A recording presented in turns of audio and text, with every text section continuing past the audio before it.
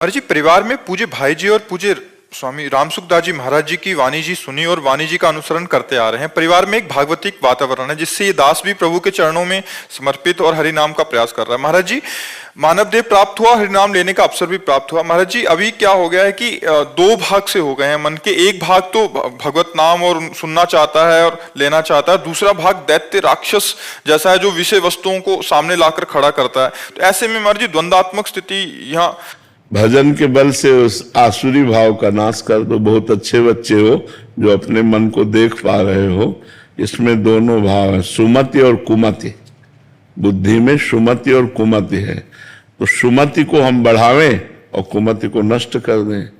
दैवी संपदा को बढ़ावें, आसुरी संपदा को नष्ट कर दें। तो जो हमारे अंदर आसुरी भाव है इसे नष्ट करना पड़ेगा और ये भजन के प्रभाव से नष्ट होगा।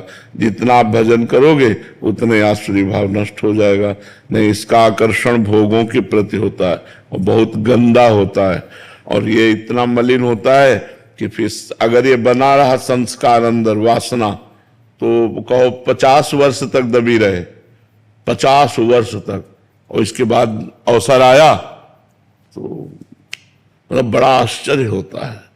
तब ये होता है यार, शिव विरंचिका मोह है को है बपुरान, अस जिय जान भजी मायापति भगवान। बहुत विचित्र।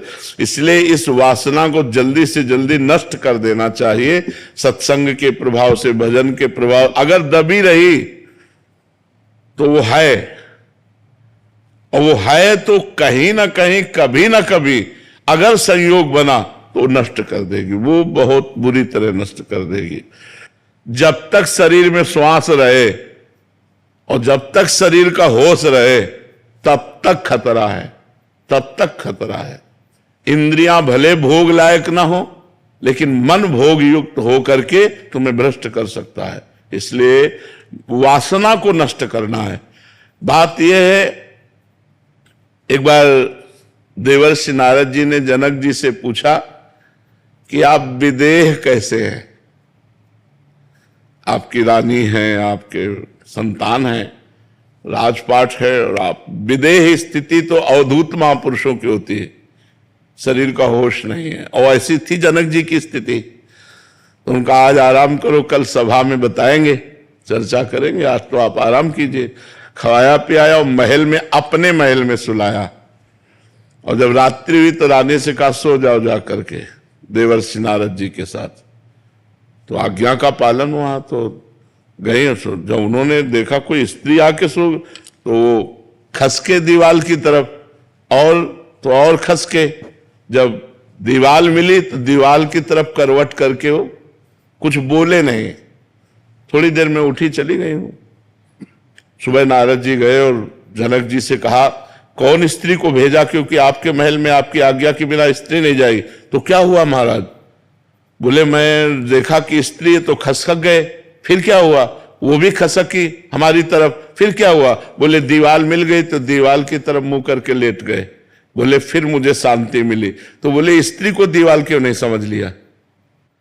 दीवाल को दीवाल समझ लिया और स्त्री को स्त्री समझ लिया। यही गलती है। और मेरे में दीवाल और स्त्री में कोई फर्क नहीं है। विदेहराज जनक जी, सुखदेव जी के गुरु जी। तो स्थिति जो है वो हमें लगता है अगर जवानी में आ जाए तो बहुत बढ़िया बात है। अगर वो स्थिति ना आई और वासना बनी रही तो किसी भी अवस्था में वासना गिरा सकती है। तो वासना का नाश किए बिना उपासना परिपक्व नहीं होती। तो हमको ज्ञान के द्वारा, या फिर जैसे हम गृहस्थ में हैं तो हम ब्याह करें, संसार में जाएं नाम जप करते हुए, और उसको ज्ञान के द्वारा देखें कि आखिरकार इसमें जो आकर्षण है क्या सुख है।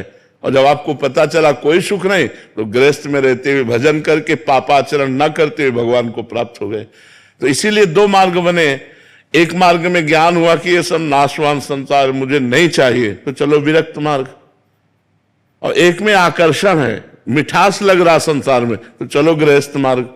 लेकिन दोनों को भगवत प्राप्ति के लिए ही मनुष्य शरीर मिला है। यद्यपि भोग से शांति प्राप्त नहीं होती, पर वो भगत है, वो विवेकवान है, तो वो वैराग्य धारण करके आगे निकल जाएगा।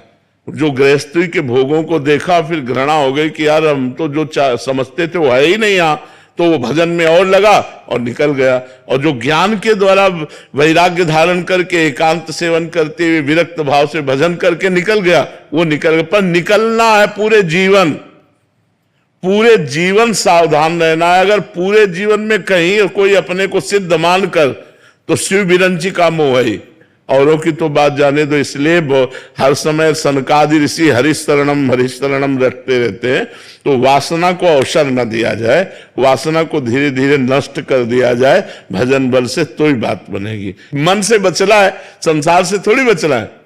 संसार तो ये शरीर ही संसार है, शरीर ही संसार है, इससे कहां बचना? मन से बचना है। मन की चाल में मत फंसो तो जीत गए, और मन की चाल में फंस गए तो हार गए। बस ये बात है। भगवान आखिरी में काम वासना ही गिराती है अधेड़ उम्र में जाने के। हाँ, काम नहीं, और कोई भोग नहीं आता, मतलब काम वासना ही रहती नहीं। ज्ञानियों का शत्रु काम ही है, सबसे बड़ा शत्रु काम। काम से ही दो पैदा होते हैं, लोभ और क्रोध। काम की पूर्ति में अधिक भोगने की लोभ प्रवृत्ति होती, चाहे रुपया पैसा कुछ भी हो। जब कामना पूर्ति होती है तो लोभ पैदा होता है, और जब कामना की पूर्ति में बाधा होती है तो क्रोध पैदा होता है। और क्रोध और लोभ दोनों स्मृति का नाश कर देते हैं। स्मृति के नाश होने से बुद्धि भ्रष्ट हो जाती है, बुद्धि भ्रष्ट होने से सर्वनाश हो जाता है। कामा संजायते क्रोधा, क्रोधा स्मृति विभ्रमा, स्मृति भ्रंशात बुद्धिनाशो, बुद्धिनाशात प्रणश्यति। नाम जप और सावधानी, सावधानी।